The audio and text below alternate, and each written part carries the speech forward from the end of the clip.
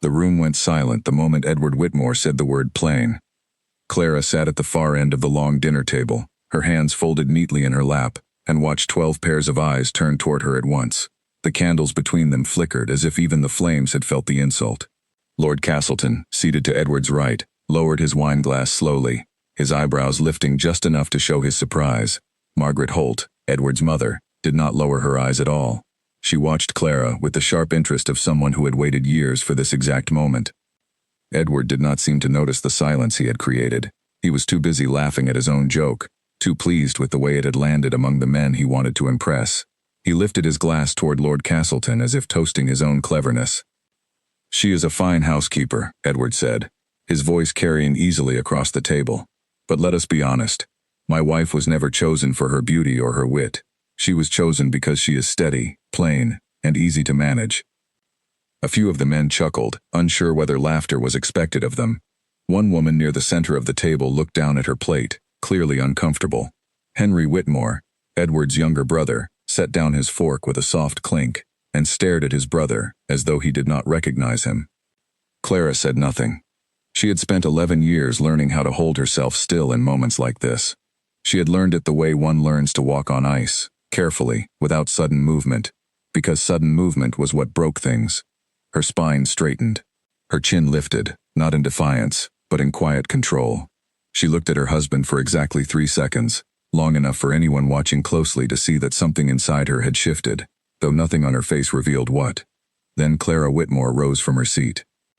She smoothed the front of her deep blue dress, the one Edward had once called practical instead of pretty, and she turned to Lord Castleton first, because manners mattered even now, especially now. "Thank you for joining us this evening, my lord," she said, her voice even and pleasant, betraying nothing. Then she turned to the rest of the table, and to her husband last of all. Clara curtsied. It was not a small curtsy, not a rushed or embarrassed one. It was slow, deliberate, and complete, the kind of curtsy a woman gives when she wishes to be remembered exactly as she leaves a room. Her eyes did not drop to the floor. They stayed forward, calm, unreadable, and for one long moment they rested directly on Edward. He blinked, confused by her composure. He had expected tears, or a quiet retreat, or perhaps nothing at all, the usual nothing he had grown used to over the years. He had not expected this stillness, this strange and total control. "Clara," he said, his voice suddenly less certain, "sit down. I was only teasing." She did not sit down. "Good evening," Clara said to the table, and then she walked out of the dining room without another word. Her footsteps were unhurried on the polished floor of the hallway. Behind her, she heard the murmur of conversation resume, low and awkward, as the guests tried to decide whether to pretend nothing had happened. She heard Margaret's voice rise slightly, saying something about how sensitive young wives could be these days. She did not turn back. Clara climbed the staircase to their bedroom, her hand trailing lightly along the banister, the same banister she had polished herself more times than she could count, though the staff always received the credit. She closed the bedroom door behind her and stood still for a moment in the quiet dark, listening to her own heartbeat. It was not fast. It was not panicked. It was, if anything, calm in a way it had not been in years. She lit a single candle on her dressing table and looked at her reflection in the mirror. The woman looking back at her did not look plain. She looked tired, yes, and older around the eyes than she had been when she first married Edward at 22, full of hope and quiet ambition. But plain was not the word Clara would have chosen. Overlooked, perhaps. Underestimated, certainly. Plain was simply the word Edward had reached for because it was easy, because it required no thought, because he had never truly looked at her long enough to find a better one. She opened the wardrobe and pulled out the old leather trunk stored at its base, the one she had brought with her from her father's house all those years ago. She had never fully unpacked it, not really, not in the way one unpacks when they intend to stay forever. Some quiet part of her had always known this day might come. Clara began to fold her clothes. She did not cry while she packed. She had promised herself, somewhere in the quiet corners of her mind over the past several years, that if this moment ever truly arrived, she would not cry until she was somewhere safe, somewhere that was entirely her own. Tonight was not for tears.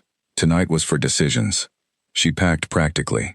2-day dresses, sturdy and warm, undergarments and stockings, her mother's small wooden box of letters, tied with faded ribbon, a modest collection of jewelry, nothing extravagant, nothing that would draw attention on the road.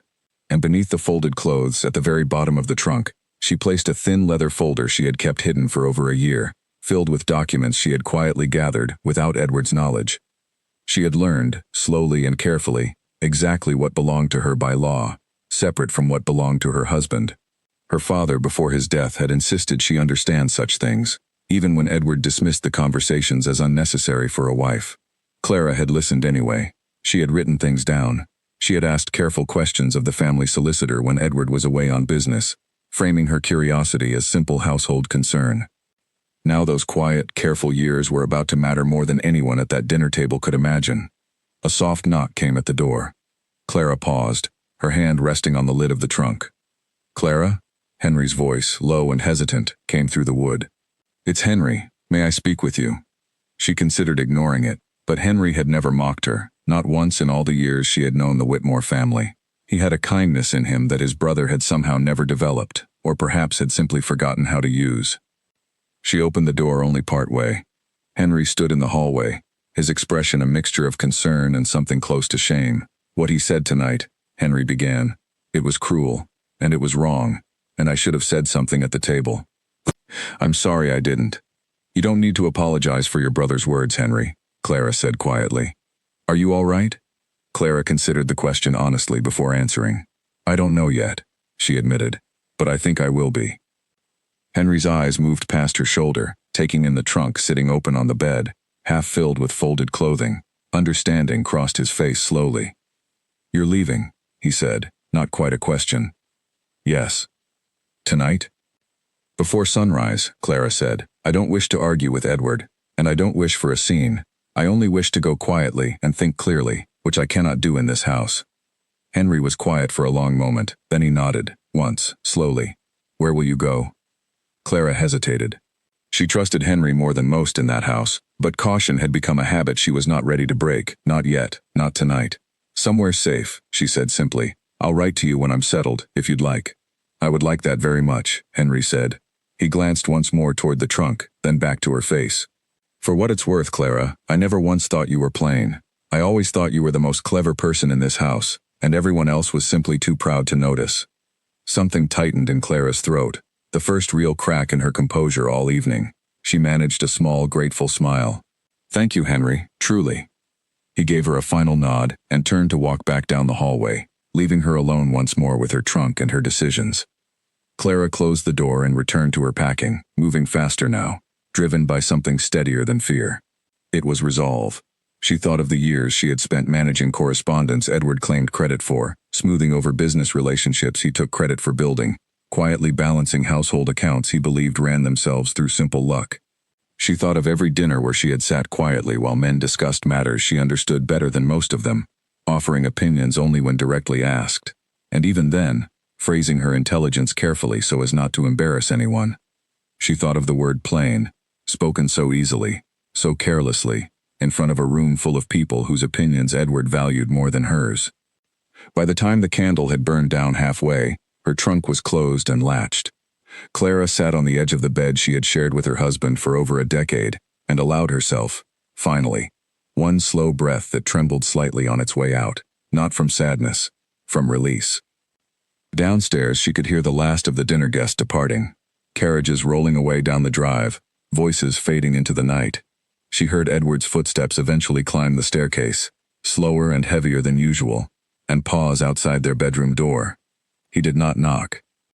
After a long moment, his footsteps continued down the hallway toward the guest room instead, perhaps assuming she wished to be alone, perhaps simply avoiding a conversation he did not know how to have.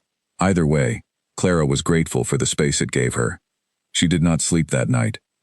Instead, she sat by the window watching the dark sky slowly soften toward gray, running through every detail of the plan she had quietly built in her mind over recent months, without ever fully admitting to herself that she was building it. She knew which coaching inn on the Eastern Road accepted early morning travelers. She knew which of the household staff she could trust to stay silent until she was well away, and she had already spoken privately to one of them, an older groom named Walter, who had always treated her with quiet respect, asking him days ago to have a small cart ready before dawn, framing it as an early errand. As the first pale light touched the horizon, Clara rose, straightened her dress, and picked up her trunk with both hands. It was heavier than she remembered, but she did not call for help. She wanted no one else involved, no witnesses beyond the two who already knew. She walked down the back staircase, the one servants used, her footsteps soft against the worn wooden steps. The house was silent around her, the kind of silence that exists only in the hour before a household wakes. Walter was waiting exactly where he said he would be, the small cart hitched and ready in the pale early light. He took her trunk without a word and helped her up onto the seat beside him. "You're certain about this, ma'am?" he asked quietly, not out of doubt, but out of care. Clara looked back once at the house behind her, its windows still dark, its grand front doors closed and silent. She thought of the dining room where the word plain had hung in the air like smoke. She thought of the years of quiet patience that had led her to this exact moment, sitting on a cart in the cold morning air, with everything she truly needed already in her possession. "I am certain," Clara said. Walter nodded once and gave the reins a gentle shake. The cart began to move, wheels turning softly against the gravel drive, carrying Clara Whitmore away from the house that had called her plain, and toward whatever life she chose to build next. Behind her, the sun began to rise over the estate, gold light spilling slowly across the fields. Clara did not look back again. She kept her eyes forward, toward the road ahead, toward Beatrice Wren's townhouse in the city, toward a version of her life that no one at that dinner table had ever imagined possible. She had left before sunrise, exactly as she promised herself she would. And for the first time in longer than she could remember, Clara felt something close to peace settle quietly over her, steady and unshaken, like the calm after a long-held breath finally released. Margaret Holt discovered the empty bedroom first. She had risen early, as she always did, moving through the halls of her son's estate with the quiet authority of a woman who still believed the house belonged to her more than to anyone who had married into it. She meant to check on the breakfast preparations, to ensure the previous night's disaster with the dinner guests had not left the staff in disarray. Instead, passing Clara's door, she noticed it standing slightly ajar.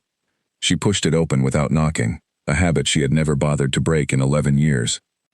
The wardrobe stood open. The dressing table was bare except for a single candle burned down to a stub. The bed was made, untouched, as though no one had slept in it, and the old leather trunk that had always sat at the base of the wardrobe, gathering dust, unremarked upon for years, was simply gone. Margaret stood in the doorway for a long moment, an unfamiliar mixture of feelings moving through her. Part of her, the part that had never fully approved of Clara, the plain, quiet girl her son had chosen instead of someone with better connections or a more impressive family name, felt something close to satisfaction. Perhaps the girl had finally understood her place did not include humiliation at every turn. But another part of her, quieter and more honest, felt something closer to unease. Margaret walked briskly to the guest room where Edward had slept and knocked firmly on the door. "Edward, wake up now." He emerged a few minutes later, hair disheveled, his expression irritated at being woken so early after a long evening. "Mother, what is it? It's barely light out." "Clara is gone," Margaret said flatly. Edward blinked at her, uncomprehending. "Gone where? To the kitchens, perhaps, or the garden?" "Gone, Edward. Her wardrobe is empty. Her trunk is missing. The bed has not been slept in." Margaret watched her son's face carefully as understanding slowly dawned, replacing his irritation with something closer to alarm.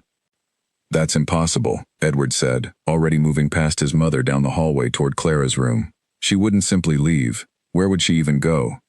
He stood in the doorway of the empty bedroom, staring at the open wardrobe as though it might somehow explain itself. He crossed to the dressing table, running his fingers over the cold wax of the burned candle, as though touching it might tell him how long ago she had gone.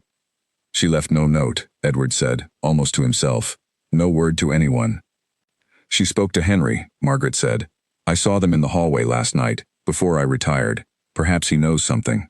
Edward's jaw tightened. He turned and strode down the hall to his brother's room, knocking hard enough to rattle the door in its frame.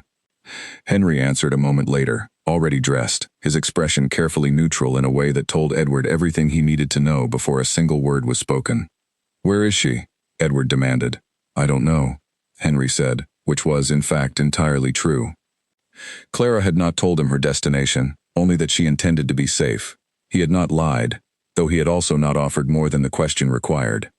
"You spoke with her last night. Mother saw you." "I did," Henry admitted. "I asked if she was all right after what you said to her, in front of Lord Castleton and everyone else. She told me she was leaving. She did not tell me where." Edward's face flushed with a mixture of anger and something closer to shame, though he was not yet ready to admit the second feeling existed. You should have told me immediately. Told you what, Edward? Henry's voice rose slightly, an edge entering it that rarely appeared. That your wife, whom you humiliated at your own dinner table in front of a room full of strangers, decided she no longer wished to stay in a house where she is called plain and forgettable? I'm not certain what exactly you expected me to say to stop her. The brothers stared at each other in tense silence. Margaret, standing behind them in the hallway, said nothing, though her eyes moved carefully between her two sons, calculating. She'll come back, Edward said finally, more to convince himself than anyone else. Where else would she go? She has no family remaining, no fortune of her own to speak of. She'll realize soon enough there's nowhere else for her, and she'll return within the week. Henry looked at his brother with something close to disappointment. You still don't understand what you've lost, do you? Edward did not answer. He turned and walked back toward Clara's empty room, as though staring at it long enough might somehow undo the previous night.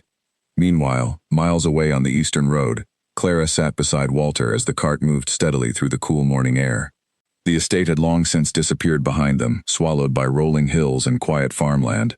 She watched the countryside pass, fields still touched with morning mist, and felt something inside her chest loosen with every mile that separated her from that dining room. They stopped once at a small coaching inn along the road, where Walter helped her down and insisted on seeing her safely settled before he turned back. You could come further, Clara offered gently, though she already suspected his answer. Walter shook his head. My place is at the estate, ma'am. Someone needs to be there to see the horses fed, whatever else happens today. But you'll be all right from here. The coach to the city leaves within the hour. I made certain of it before we left. Clara reached out and pressed a small folded bill into his palm, more than fair payment for his trouble and his silence. Thank you, Walter, for everything. You take care of yourself, ma'am, he said, tipping his cap. For what it's worth, the house won't run half as smooth without you, whatever Mr. Whitmore thinks. I've watched you manage things quiet as anything for years now, and nobody ever gave you proper credit. Clara felt a small, genuine smile touch her lips, the first since the previous evening. That means more than you know. She waited at the inn, her trunk beside her, watching the road for the coach that would carry her the rest of the way to the city. The morning had grown fully bright now, sunlight warm against her face, and for the first time in longer than she could remember, Clara allowed herself to simply sit and breathe, without calculating anyone else's needs or moods around her. The coach arrived on schedule, and Clara boarded alongside a handful of other early travelers, none of whom paid her any particular attention, which suited her perfectly. She settled into her seat by the window, her trunk stowed safely, and watched the countryside roll past as the coach carried her steadily toward the city and toward Beatrice Wren's townhouse, the one place she knew she would be welcomed without question or judgment. She thought of Edward waking to find her gone, of the confusion and likely anger that would follow. She felt no satisfaction in imagining it, no cruelty in her heart toward him, only a quiet, settled certainty that she had made the only choice available to a woman who refused to spend the rest of her life being called plain by someone who had never once truly looked at her. Back at the estate, Edward paced the length of his study, a glass of brandy in hand despite the early hour. Lord Castleton's business proposal, the very reason for the previous night's dinner, suddenly felt less secure than it had only a day before. He needed Clara's careful memory of names and details for the negotiations ahead, needed the quiet way she always seemed to remember which investors preferred which approach, which partners required flattery, and which required blunt honesty. He had never fully admitted, even to himself, how much he relied on her steady presence behind every successful arrangement he had ever made. He told himself, again, that she would return within days, humbled and apologetic, ready to resume her place at his side. He did not yet understand that the woman who had curtsied so calmly at his table the previous evening had already decided, quietly and completely, that she was never coming back. The coach carrying Clara reached the outskirts of the city by early afternoon, the busy streets and tall buildings a stark contrast to the quiet countryside she had left behind. She stepped down at the coaching station, trunk in hand, and hired a cab to take her the remaining distance to Beatrice's address, an address she had committed carefully to memory months ago, during a rare visit from her old friend, almost as though some quiet part of her had known this day might come. The cab wound through unfamiliar streets, past shops and markets and townhouses of varying grandeur, until it finally stopped before a modest but handsome brick house with a bright blue door. Clara paid the driver, climbed down with her trunk, and stood for a moment on the pavement, gathering her courage before approaching the entrance. She knocked twice, firmly. A moment later the door opened, and Beatrice Wren stood in the entryway, her expression shifting quickly from mild curiosity to genuine surprise as she recognized her old friend standing on the doorstep, trunk in hand, dressed for travel. "Clara," Beatrice said, her voice a mixture of concern and warmth. "What on earth has happened?" Clara felt the careful composure she had maintained since the previous evening finally begin to soften, just slightly, in the presence of someone who had known her long before she had ever become simply Edward Whitmore's wife. "I left him," Clara said simply. "Last night, after dinner. I couldn't stay another moment in that house." Beatrice did not hesitate. She reached out and took Clara's trunk from her hands, setting it just inside the door, then pulled her old friend into a firm embrace. "Come inside," Beatrice said. "You'll tell me everything, and you'll stay as long as you need. This is your home now, for as long as you want it to be."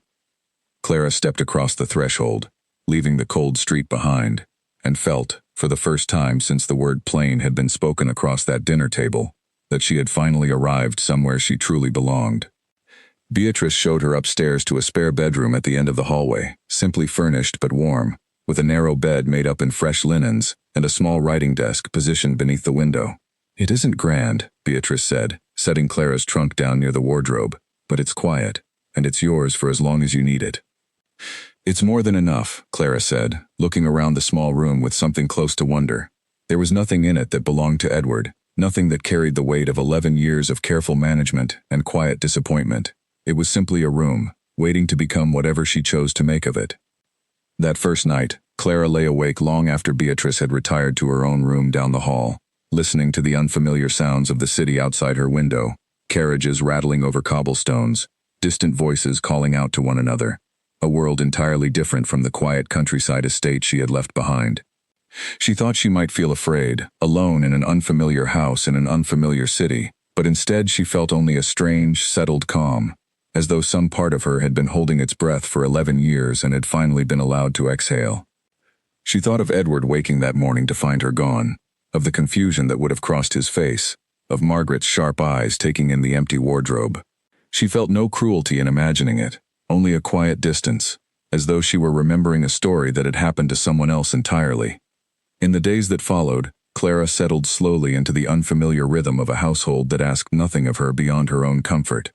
Beatrice's staff, a modest housekeeper named Mrs. Yardley, and a young maid who came in twice a week, treated Clara with polite warmth, never once suggesting she owed anyone an explanation for her sudden arrival. Beatrice herself never pressed for details beyond what Clara offered freely, allowing her friend the space to heal at whatever pace felt right. On the third morning, Clara woke before dawn out of old habit, the years of rising early to manage Edward's household still deeply ingrained in her body, even now that no household required her management. She lay in the quiet darkness for a long while, listening to the silence, before finally rising to dress and make her way downstairs. She found Beatrice already awake in the kitchen, preparing tea for them both, and the two women sat together at the small kitchen table as the sun slowly rose outside the window, talking quietly about nothing in particular, simply enjoying the comfort of each other's company. It was, Clara realized, the first truly peaceful morning she had experienced in longer than she could remember. Beatrice's townhouse smelled of lavender and fresh bread, a warmth that settled over Clara the moment she stepped fully inside. It was nothing like the cold formality of the Whitmore estate, where every room seemed arranged to impress rather than comfort. Here, books were stacked in careless piles beside worn armchairs, and sunlight poured freely through wide windows without anyone worrying whether it might fade the expensive furniture. Beatrice led Clara to a small sitting room at the back of the house, overlooking a modest garden, and settled her into a chair near the window, before disappearing briefly to arrange tea. When she returned, she sat across from Clara and simply waited, patient in a way that invited honesty rather than demanding it. Clara told her everything. She told her about the dinner, about Lord Castleton and the business arrangement Edward had been so desperate to secure, about the word plain spoken so easily across a room full of strangers. She told her about the years before that evening too, the quiet years of being useful without being valued, of managing correspondence and accounts and social arrangements while receiving credit for none of it. She told her about curtsying, about walking out with her head held high, about packing her trunk in silence and slipping away before sunrise with only a groom named Walter to see her off. Beatrice listened without interrupting, her expression shifting slowly from concern to something closer to quiet fury as the story unfolded. 11 years, Beatrice said finally, when Clara had finished. 11 years of that man taking credit for your work and calling you plain in front of strangers as though it were a joke. It felt like a joke to him, Clara said quietly. I don't think he understood, even as he said it, that anyone would take it seriously. I don't think he considered me carefully enough to know it would wound. That, Beatrice said firmly, is precisely the problem. He never considered you carefully at all.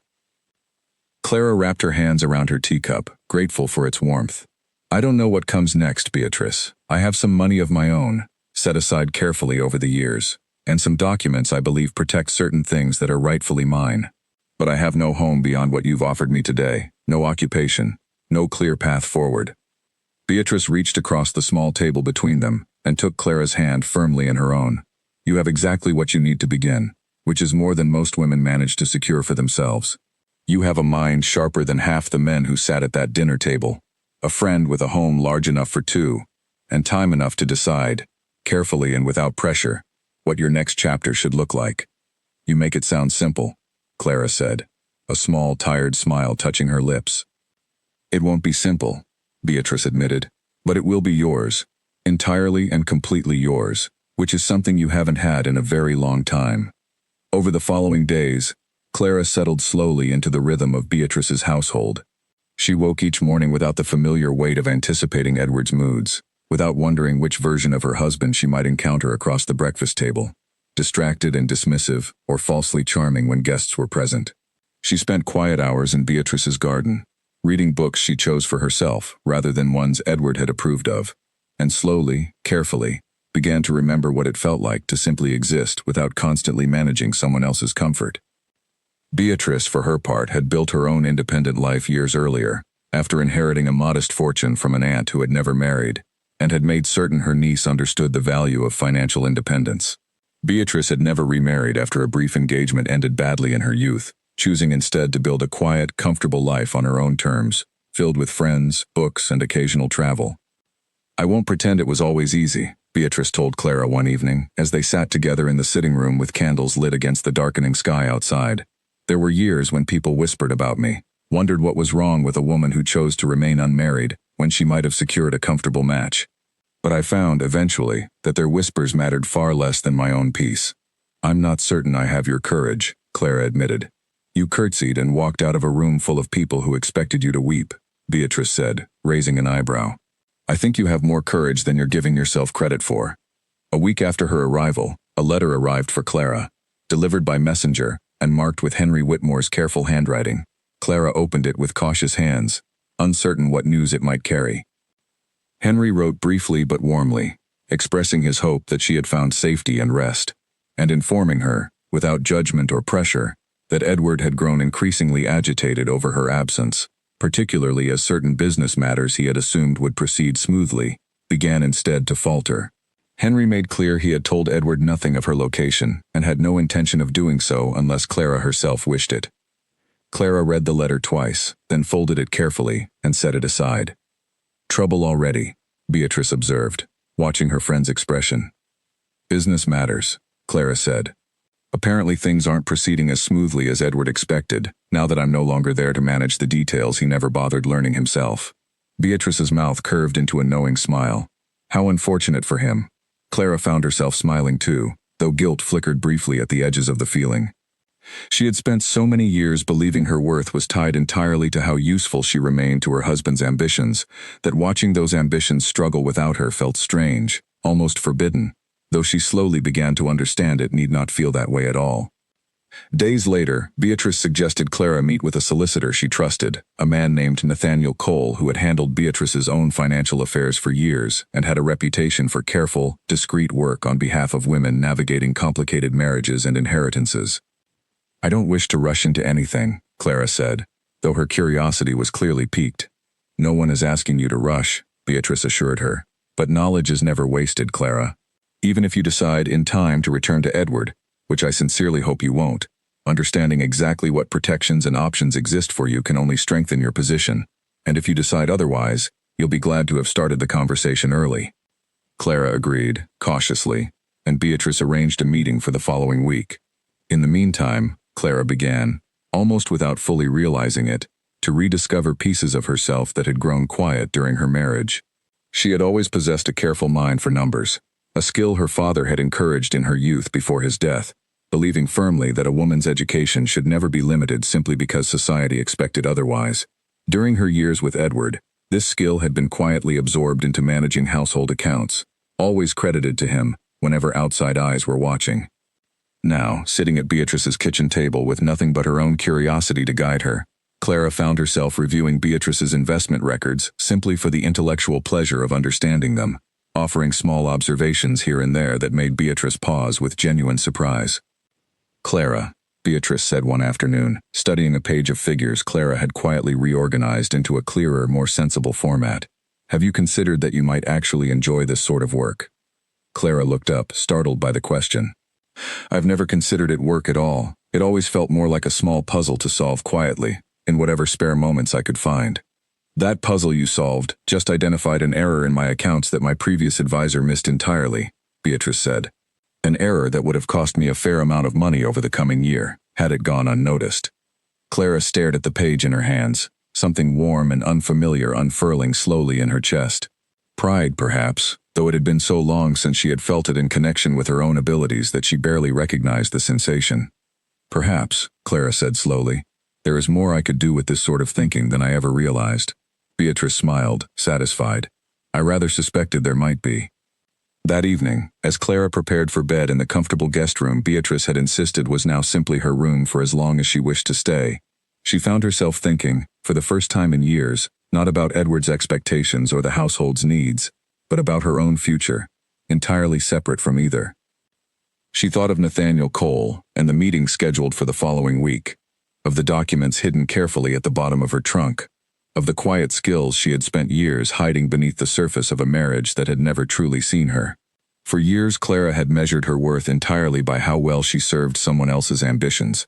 Now, sitting alone in a quiet room that belonged entirely to her chosen life, she began, slowly and carefully, to imagine what it might mean to measure her worth by her own ambitions instead.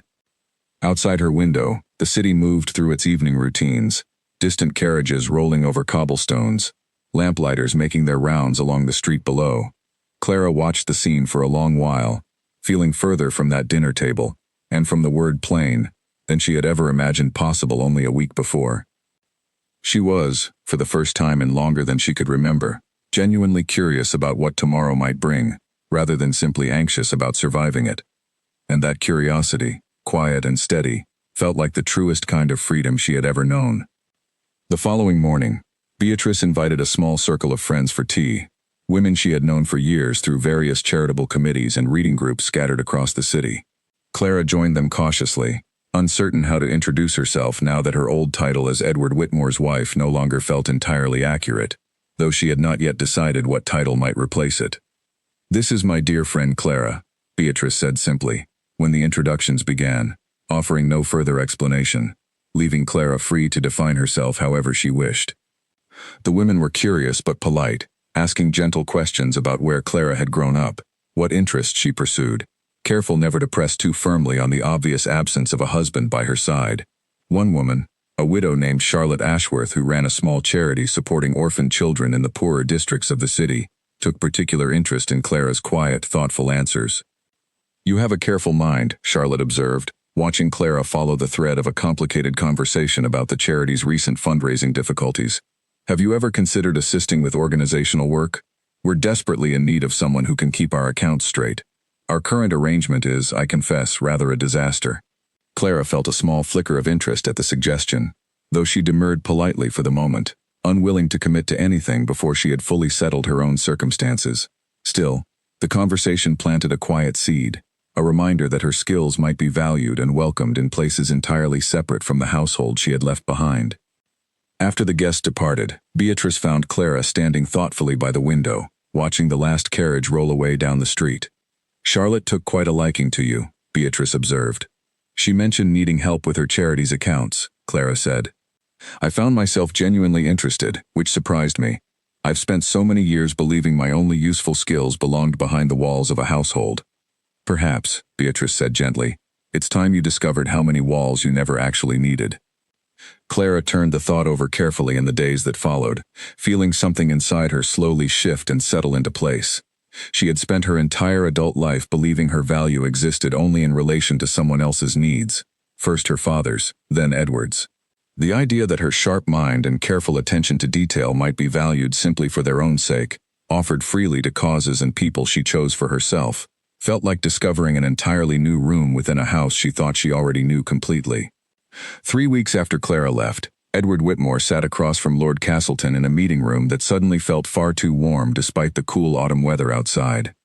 "I must be frank with you, Whitmore," Lord Castleton said, setting down a folder of papers with a soft but final thud. "The figures your office sent last week don't match what we discussed at dinner. There are inconsistencies in the shipping timelines and the projected costs seem to have grown considerably since our last conversation." Edward forced a smile, though it did not reach his eyes. "A simple clerical error, my lord. Easily corrected." "Perhaps," Castleton said, though his tone suggested doubt. "But this is the third such error in as many weeks. I confess, I begin to wonder whether your office is currently operating at its usual standard." Edward said nothing, because there was, in truth, nothing convincing he could say. He had spent the past 3 weeks discovering, with increasing frustration, exactly how much of his business had quietly relied on Clara's careful attention to detail. She had always reviewed his correspondence before it left the house, catching errors he never even noticed existed. She had always double-checked the figures his clerks prepared, quietly correcting mistakes without ever claiming credit for the correction. She had remembered, without fail, which business partners preferred formal letters, and which preferred a more personal touch, which investors needed reassurance, and which needed only facts. Without her, everything Edward had built seemed to be slowly, steadily unraveling at the seams. "I'll have the figures corrected within the week," Edward said, gathering his own folder with hands that were not quite steady. Lord Castleton studied him for a long moment. "See that you do, Whitmore. I have other investments I could consider, should this arrangement continue to prove unreliable." The meeting ended shortly after, and Edward walked out into the cold afternoon air, feeling, for the first time in his adult life, genuinely uncertain about his own competence. He had always believed his success came entirely from his own sharp instincts and careful planning. He had never once paused to consider how much of that success had quietly depended on the wife he had called plain and forgettable, in front of the very man now questioning his reliability. He returned home to find Henry waiting in the study, a letter in hand. "From Clara?" Edward asked immediately, something close to hope flickering across his face. "No," Henry said carefully. "It's from the household staff. Mrs. Ferris says the linen supplier has raised a question about an unpaid invoice, one that Clara used to handle personally each month. No one else seems to know the account details." Edward closed his eyes briefly, feeling the small humiliation settle over him like a familiar weight. "Handle it," he said tiredly. "Find the account details wherever she kept them." "I already looked," Henry said. "They're not in the household ledger where you'd expect. She must have kept her own separate records somewhere." Edward sank into the chair behind his desk, rubbing his temples. In the span of 3 short weeks, he had discovered unpaid invoices, missed correspondence, confused business partners, and a general sense of quiet chaos slowly creeping through every corner of a life that had once seemed effortlessly well managed. "I don't understand how she did it," Edward said, more to himself than to Henry. "All of it, quietly, without complaint, for years. I never once thought to ask." "That," Henry said, his voice carrying an edge of quiet frustration, "is precisely the problem, Edward. You never once thought to ask." Edward looked up at his brother, something close to genuine regret finally beginning to surface beneath his pride. "I said something cruel to her that night. I know that now. I said it because I wanted to impress Castleton, and it was easy, and I never imagined it would cost me anything." "It cost you, Clara," Henry said simply, "which I suspect is a far greater loss than you currently understand." Edward was quiet for a long moment, staring at the papers scattered across his desk, papers that represented weeks of small failures accumulating steadily into something larger and more troubling. "Do you know where she is, Henry? Truly?" Henry hesitated, weighing loyalty to his brother against the promise he had made to Clara. "I know she's safe," he said finally. "I know she's with someone who cares for her. Beyond that, I won't say more unless she wishes it herself." Edward nodded slowly, accepting the boundary without argument, something he might not have done only weeks before. "If you write to her again," he said quietly, "tell her I'm sorry, not because I need her back to fix my accounts, though I confess that need is real enough. Tell her I'm sorry because I never once stopped to see her clearly, not in 11 years of marriage." Henry studied his brother carefully, searching for the sincerity beneath the words. "I'll tell her," he said finally, "though I suspect an apology alone won't undo 11 years of feeling unseen, Edward. If you truly mean it, you'll need to show her, not simply say it." Margaret Holt entered the study just then, her sharp eyes taking in her son's tired expression and the scattered papers across his desk. "Still no word from Clara, I take it," she said, her tone carrying less satisfaction than it had 3 weeks earlier. "No," Edward said shortly. Margaret settled into the chair across from him, studying her son with an expression that had softened slightly over the recent weeks, watching him struggle beneath burdens Clara had always quietly carried without complaint. "I confess," Margaret said slowly, "I never fully appreciated everything that girl managed in this household. I thought her plain and unremarkable myself, if I'm honest, though I never said so aloud as carelessly as you did." Edward looked at his mother with something close to surprise. "You're defending her now?" "I'm simply admitting," Margaret said, "that perhaps we both underestimated her, and perhaps we're both now paying the price for that mistake, in different ways." The three of them sat in silence for a long moment, the study around them filled with the quiet weight of a household slowly coming to understand exactly how much it had lost. Meanwhile, across the city, Clara sat in Nathaniel Cole's modest but well-organized office, reviewing a series of documents he had prepared for their meeting. Nathaniel was a quiet, precise man, somewhere in his middle years, with kind eyes and a manner that put Clara immediately at ease. "Based on what you've described, and the documents you've brought with you," Nathaniel said, adjusting his spectacles as he reviewed her paperwork, "you have a stronger position than you may realize. The inheritance from your father, which you kept carefully separate throughout your marriage, remains entirely yours by law. Your husband has no claim to it whatsoever." Clara felt something loosen slightly in her chest, a tension she had carried without fully acknowledging it. "I wasn't certain," she admitted. "Edward always spoke as though everything belonged to the household collectively, which meant, in practice, that everything belonged to him. A common misunderstanding many husbands prefer to encourage," Nathaniel said dryly. "But the law, in this instance, favors you. Additionally, given the circumstances you've described, particularly the public nature of the humiliation you experienced, a formal separation would likely proceed in your favor, should you choose to pursue one." Clara considered this carefully. "I'm not certain yet what I wish to pursue, Mr. Cole. I only know I cannot return to that house, not as things stood before." "There's no need to decide everything today," Nathaniel assured her, "but I would encourage you to consider your independence not simply as an escape from an unhappy marriage, but as an opportunity to build something entirely your own. Mrs. Wren mentioned you have a sharp mind for figures and accounts." "She's very kind to say so," Clara said, though a small smile touched her lips at the memory of Beatrice's genuine praise. "Kindness aside," Nathaniel said, "I've reviewed the notes you made correcting Mrs. Wren's investment records.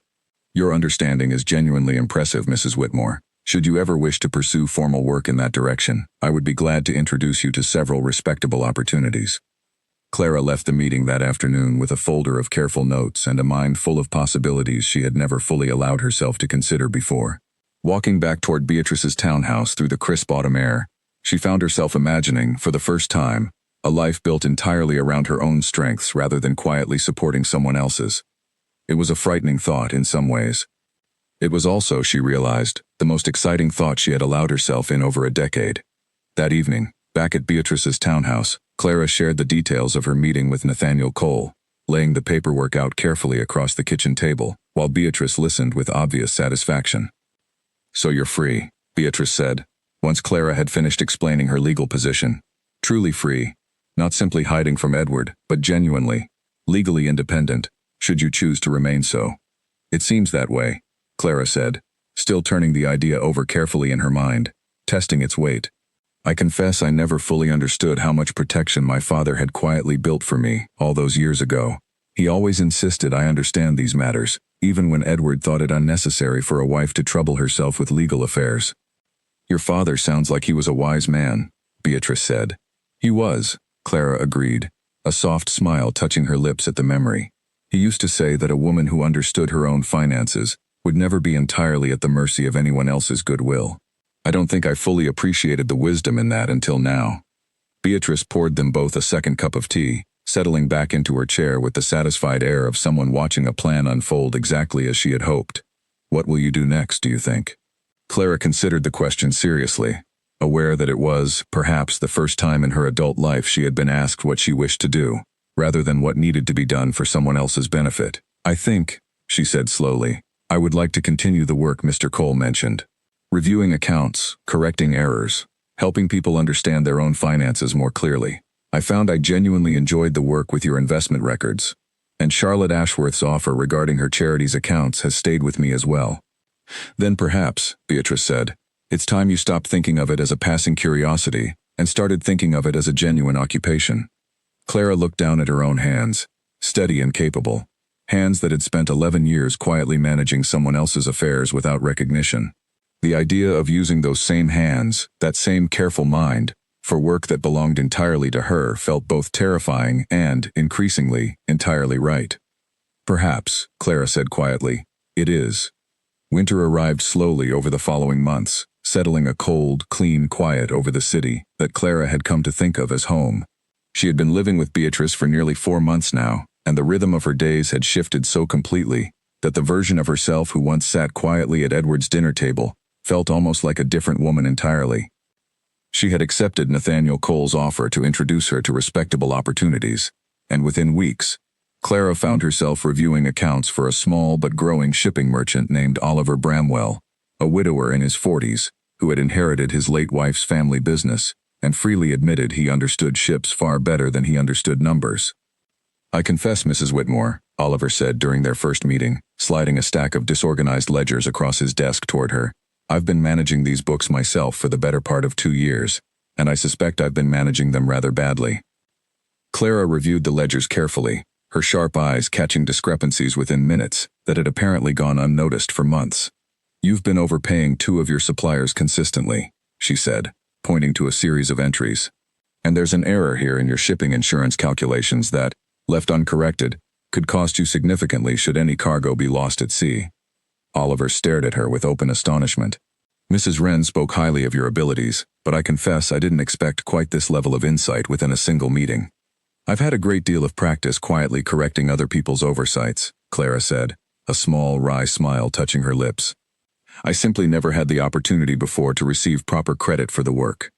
"You'll receive full credit here," Oliver assured her immediately, "and fair compensation as well. I won't pretend to understand these figures the way you clearly do, and I've no interest in claiming knowledge that isn't mine." Clara accepted the position that same week, and within a month, she had reorganized Oliver's entire accounting system, catching errors that saved his business a substantial sum, and identifying opportunities for growth he had never noticed, buried within his own disorganized records.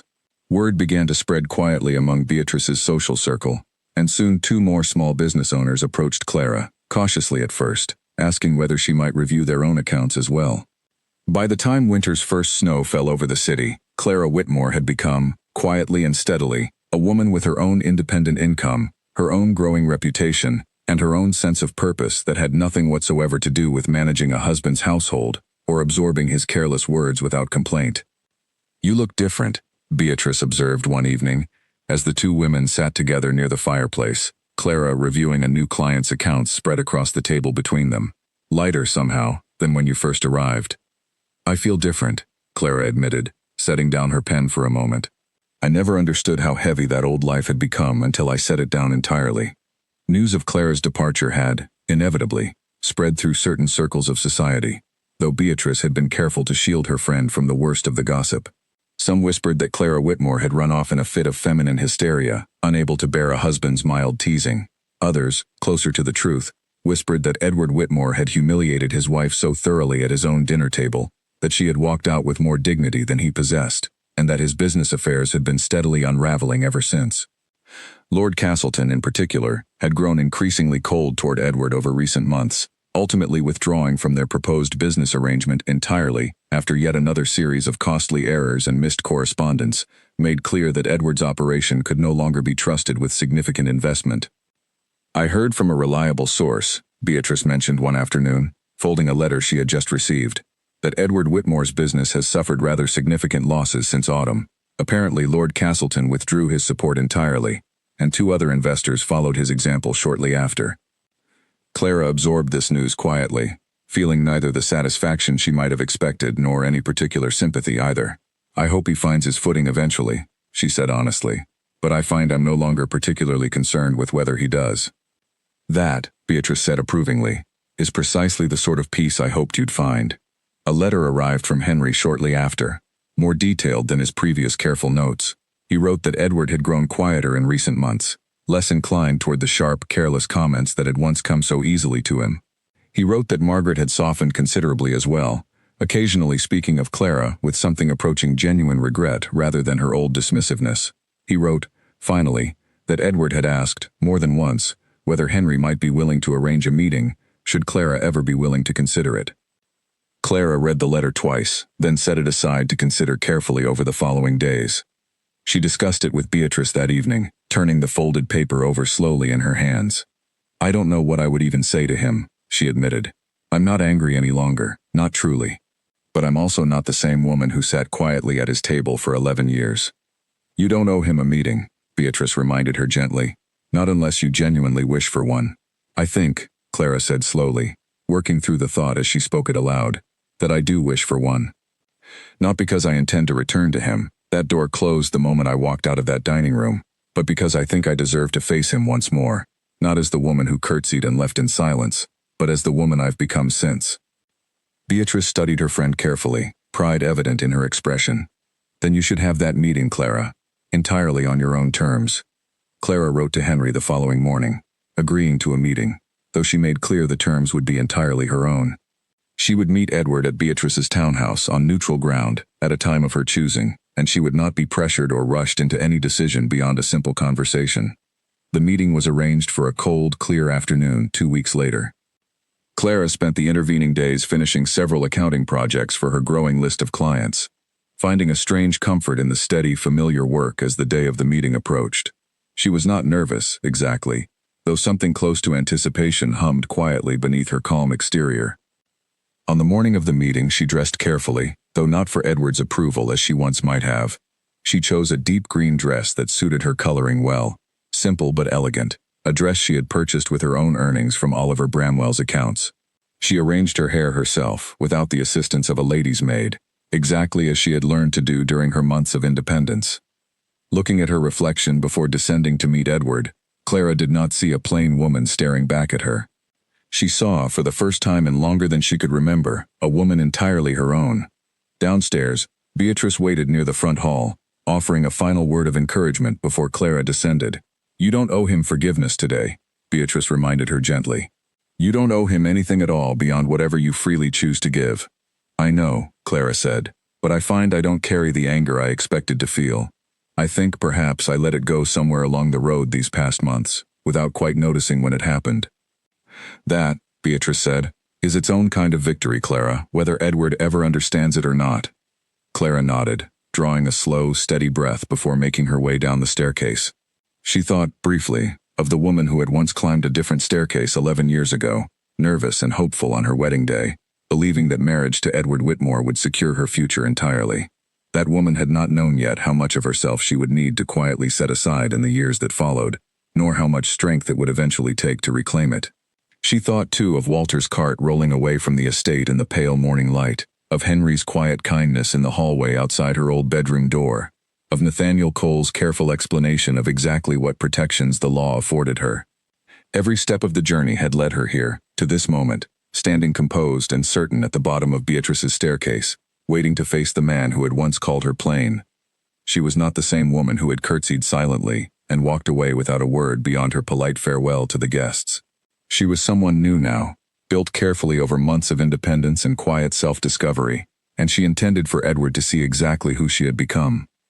The clock in the front hall struck the hour just as a carriage pulled up outside the window, and Clara felt a final, steadying calm settle over her as she prepared to meet her husband once more, this time entirely on her own terms. Edward Whitmore arrived at Beatrice Wren's townhouse precisely on time, his carriage stopping before the bright blue door at exactly the hour Henry had arranged. He stood on the pavement for a long moment before knocking, gathering himself in a way he had rarely needed to before, uncertain how to face the woman he had once dismissed so carelessly. Beatrice answered the door herself, her expression polite but carefully guarded. "Mr. Whitmore," she said, her tone giving nothing away. "Clara is waiting in the sitting room." I'll leave you to your conversation, though I won't be far should she need anything at all. Edward nodded, understanding the quiet warning beneath her words, and followed her through the entryway toward the sitting room at the back of the house. Clara stood by the window when he entered, the winter light catching the deep green of her dress, her posture straight and composed in exactly the way he remembered from that final evening at their dinner table, though something about her now felt different, steadier somehow, more fully settled into herself. "Edward," she said, turning to face him fully. "Clara." His voice caught slightly on her name, an unfamiliar uncertainty threading through it. "Thank you for agreeing to see me." "Please, sit," Clara said, gesturing toward the chair across from her own, her tone polite, but carrying none of the anxious eagerness to please that had once colored so many of their conversations. Edward sat, twisting his hands together in a nervous gesture Clara had never once seen from him during their entire marriage. "You look well," he said finally. "I am well," Clara said simply. "Better than I have been in a very long time, in fact." Edward absorbed this quietly, his eyes moving briefly around the comfortable, book-filled room before returning to her face. "I owe you an apology, Clara. A real one, not the careless sort I offered that night at dinner, brushing off what I said as mere teasing." Clara waited, saying nothing, allowing him the space to continue. "What I said about you being plain," Edward continued, his voice growing steadier as he spoke. "It was cruel, and it was untrue, and worse than either of those things, it was thoughtless. I said it because I wanted to appear clever in front of Castleton, and I never once considered how it would land on you, because I had grown so accustomed to your quiet presence that I stopped truly seeing you years ago." "You did," Clara agreed quietly. "For a very long time. I've had months now to understand exactly what I lost that night," Edward continued. "Not simply your presence in the house, though I confess the household has struggled considerably without your management. I mean, I've come to understand how much of what I built, my business relationships, my reputation, even simple things like remembering which of our acquaintances preferred formal correspondence, all of it depended on you, quietly, in ways I never once acknowledged." "Business troubles brought you to this understanding," Clara observed, not unkindly, though there was a clear edge of honesty in her words, "not simply missing me as a person." Edward flinched slightly at the accuracy of the observation.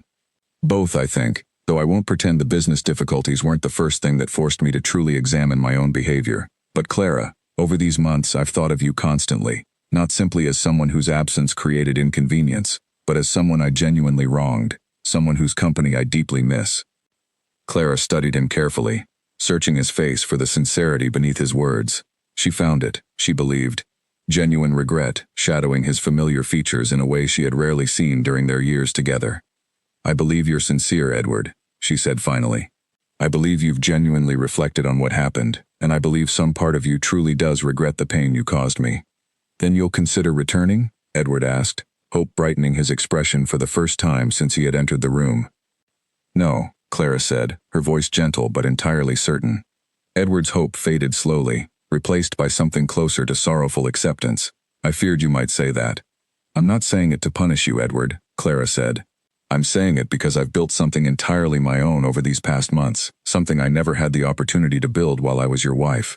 I have my own income now, my own clients, my own sense of purpose that has nothing to do with managing your household or absorbing careless words at your dinner table. I've discovered quite simply that I am not plain at all. I never was. I was only ever underestimated. By you and by myself in equal measure." Edward was quiet for a long moment, absorbing the weight of her words. "I understand," he said finally, though his voice carried genuine sadness. "I only wish I had understood it 11 years ago, when it might have made a difference." "Perhaps," Clara said, "but I don't believe in dwelling on what might have been, Edward. I've found there's far more peace in simply moving forward toward what still might be." They sat together in comfortable silence for a moment, the winter light shifting slowly across the room as the afternoon wore on. "What will you do now?" Edward asked eventually. "Beyond the accounting work Henry mentioned." "I intend to continue building my own practice," Clara said. "Mr. Cole believes I have enough clients now to consider making the arrangement fully independent, perhaps even taking on an assistant of my own within the year. I've discovered I have a genuine talent for this work, and more than that, I've discovered I enjoy it a great deal." "You've built quite a life for yourself," Edward said, something close to genuine admiration threading through his words now. "I have," Clara agreed simply. "And I intend to keep building it." Edward rose slowly from his chair, understanding the conversation had reached its natural conclusion. I won't trouble you again, Clara, unless you wish it, but I hope, in time, we might exist as something other than strangers. Henry speaks of you often, and I know he would welcome continued contact between us all. I would like that as well, Clara said, and found she meant it genuinely. There's no need for bitterness between us, Edward. I simply need my own life now, separate from yours. That seems fair, Edward said quietly. He paused at the door, turning back once more. For what it's worth, Clara, you were never plain. I was simply too foolish to notice the extraordinary woman standing quietly beside me every single day. Clara offered him a small, genuine smile, free of anger, free of lingering hurt. Thank you, Edward. I hope you find your own peace, in time. He nodded once and left, closing the door quietly behind him. Beatrice entered a few minutes later, finding Clara still seated by the window, watching Edward's carriage pull away down the street below. How do you feel? Beatrice asked gently. Clara considered the question honestly, taking a moment to feel out the answer within herself. Free, she said finally. Truly and completely free, in a way I don't believe I've ever felt before. That evening, Henry visited as well, having waited nearby for news of the meeting. He found Clara in good spirits, settled comfortably by the fire with a cup of tea, and felt a quiet relief seeing her so clearly at peace. He told me the conversation went well, Henry said, taking the seat across from her. It went honestly, Clara corrected gently, which I think matters more than whether it went well. I've always admired that about you, Henry said. Your honesty, even when it would be easier to simply say what people wish to hear. Clara smiled at him warmly. Thank you for everything you've done, Henry, for checking on me, for carrying letters, for never once pressuring me toward a decision that wasn't entirely my own. You deserved that much, at the very least, Henry said. You deserved far more than that, if I'm honest, though I'm glad you finally found it for yourself. As winter deepened around the city, Clara continued building her independent practice, her reputation growing steadily among Beatrice's social circle and beyond. She took on an assistant within the year, exactly as she had hoped, a bright young woman named Eleanor who reminded Clara faintly of herself at a younger age, full of quiet intelligence the world had not yet learned to properly value. Clara never returned to the Whitmore estate, though she maintained a warm, careful correspondence with Henry, and eventually, a polite, distant friendship with Edward himself, built on mutual respect rather than old resentment. She thought, sometimes, of that dinner table, of the word plain hanging in the candlelit air, of the slow, deliberate curtsy she had offered before walking away into a life entirely her own. She never regretted that choice, not for a single moment. She had left before sunrise that morning, carrying only a single trunk and a quiet certainty that she deserved more than a life spent being underestimated. And in the months and years that followed, Clara Whitmore built, carefully and steadily, exactly the life she had always deserved, one where no one ever again mistook her quiet strength for something as small and forgettable as the word plain. In the weeks after Edward's visit, Clara found herself thinking of him less and less, her days filling instead with the steady, satisfying rhythm of her growing work. Charlotte Ashworth's charity accounts became her second regular client, and within them Clara found a particular joy, knowing the careful hours she spent untangling disorganized ledgers translated directly into meals and shelter for children who had no one else looking after their interests. You have a gift for this, Charlotte told her one afternoon, reviewing the newly organized records with open admiration. Not simply the numbers, though you clearly have a talent there too, but the patience. You never once made me feel foolish for how badly we'd let things slip before you arrived. I've had a great deal of practice being patient with other people's disorder, Clara said, a wry smile touching her lips, though there was no bitterness in the words, only quiet acknowledgement of a skill hard-won through difficult years. Beatrice watched her friend's transformation with quiet pride throughout that first winter, noting how Clara's posture had changed, how her laughter came more easily, how she spoke now with the settled confidence of a woman who trusted her own judgment completely. The frightened, careful woman who had arrived on her doorstep with a single trunk had slowly become someone entirely new, though Beatrice suspected the strength had always been there, simply waiting for the right circumstances to reveal itself fully.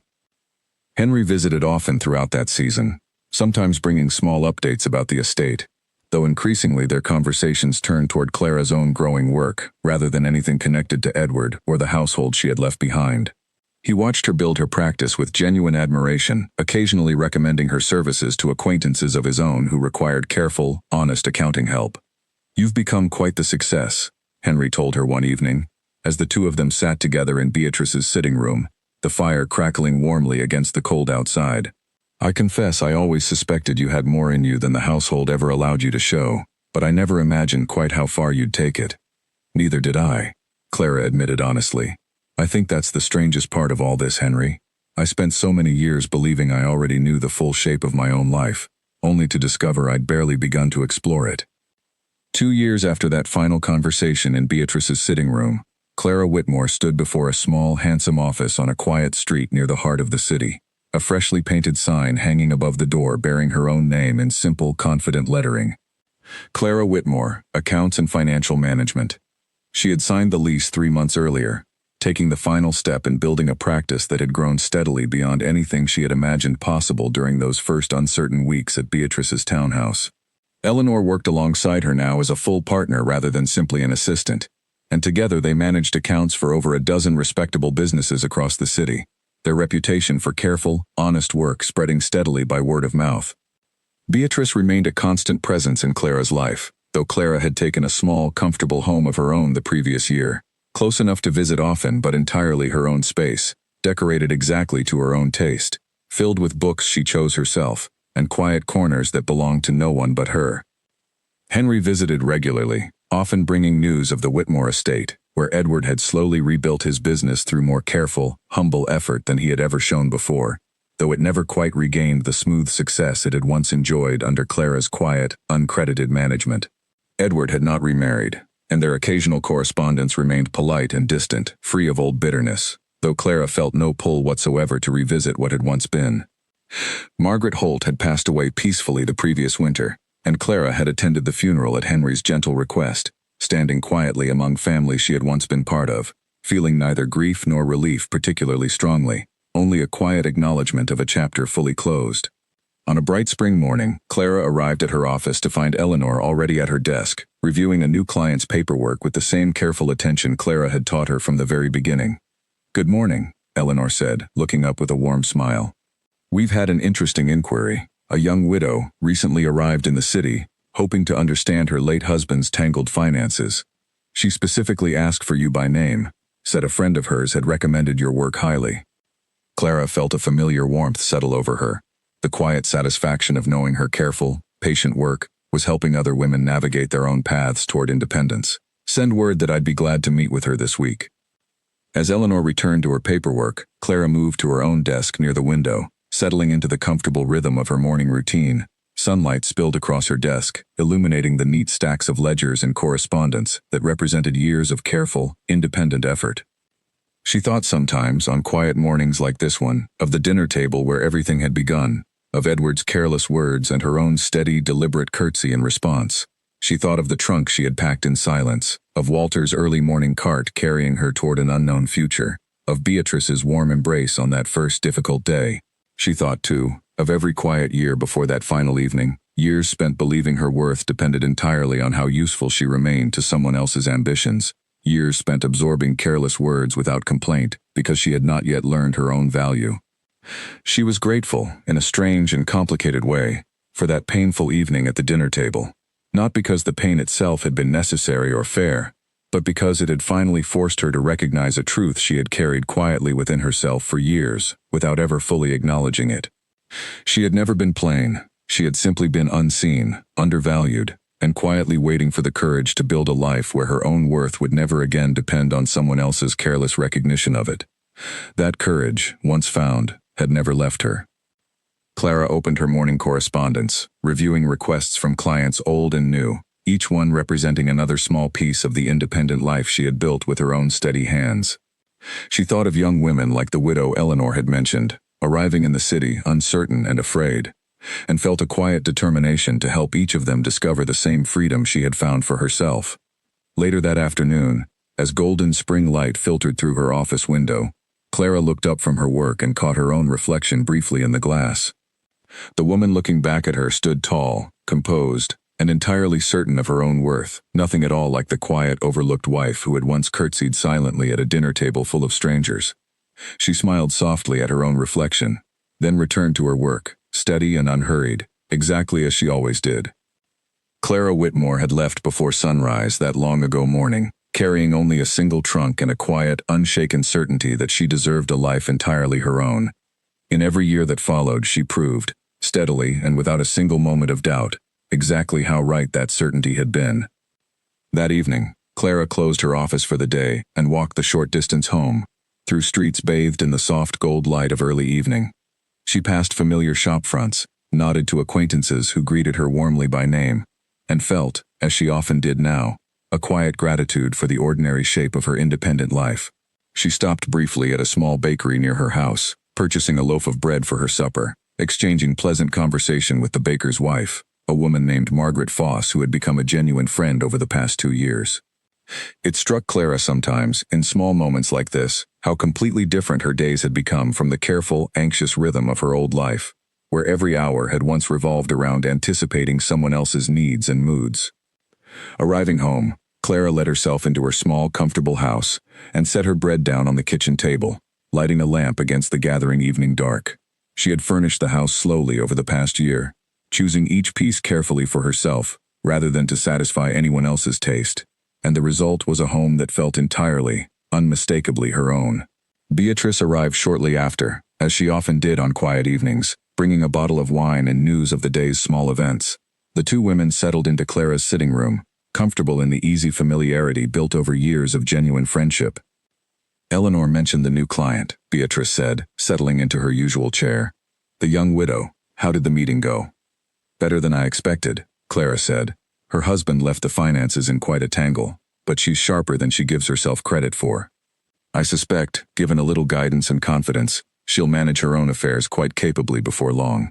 You have a talent for seeing that in people, Beatrice observed, the capability they don't yet recognize in themselves.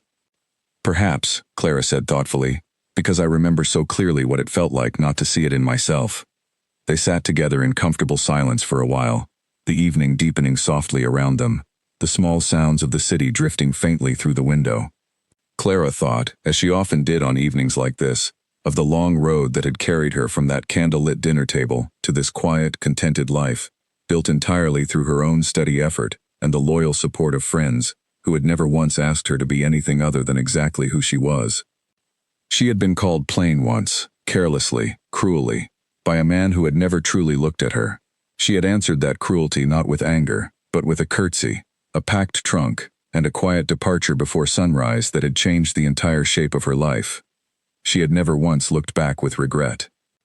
And as the lamp burned steadily against the gathering dark, illuminating the comfortable home she had built entirely for herself, Clara Whitmore understood, with complete and settled certainty, that she had never truly been plain at all. She had simply been waiting, all along, for the chance to become fully and unmistakably herself.